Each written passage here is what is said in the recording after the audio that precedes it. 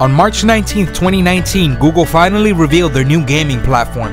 This was not a secret and gamers had an idea it would happen because Google was doing a closed beta with access for Assassin's Creed Odyssey running on a Chrome browser last year. Hello fellow gamers, this is Eddie with the Gamers Next Door, and in this video we're talking about Google's new gaming platform, Stadia.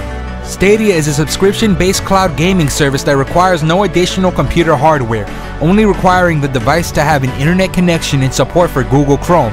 Stadia works hand-to-hand with YouTube's functionality in streaming media to the user, as game streaming is seen as an extension of watching video game live streams. There are no game installations or that famous update before you play the game that we love so much.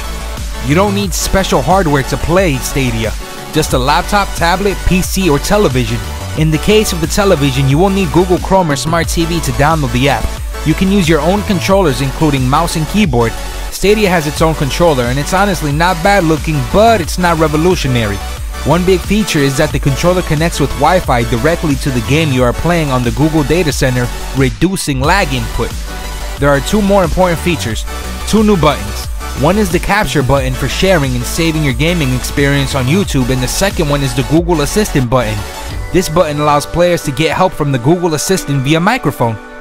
Google is claiming that when Stadia launches, it will run at 4K 60 frames per second, and they even have plans to run at 8K in the future. They did have Doom Eternal running at full speed in 4K as a demo. Having YouTube hand-to-hand with Stadia will allow you to stream your content directly in 4K resolution. No special hardware or card needed. This is big for new streamers that can't afford a PC and other capture devices. Stadia partnered with AMD and they claim that they have more computing power than a PS4 Pro and Xbox One X combined. It will also be using Linux operating system and Vulkan. Stadia will be connected directly to their servers. This means lower input latency, more security, and no hacking. Plus it has cross-platform multiplayer. What about the games? In their keynote, they show games like NBA 2K, Shadow of the Tomb Raider, Assassin's Creed Odyssey, and Doom Eternal running on Stadia. Other game developers are jumping in with big names like Unreal, Unity, and Havok. They also announced their own game studio called Stadia Games and Entertainment. No first-party games were announced. This technology is not particularly new. In the past, OnLive, PlayStation Now, and Gaikai tried it, but Google is claiming that this time they will deliver this platform the way it's supposed to be with Stadia. Everything looks amazing on paper, and I believe Google has the tech and the money to bring their platform to life.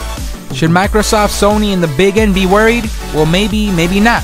We know that Microsoft is coming out with their own streaming service called Project xCloud. The big rumor is that the new Xbox will not have a disc drive, but no one knows if it's only a streaming device or both download and streaming device. Project xCloud will also stream on cell phones, PC, and tablets.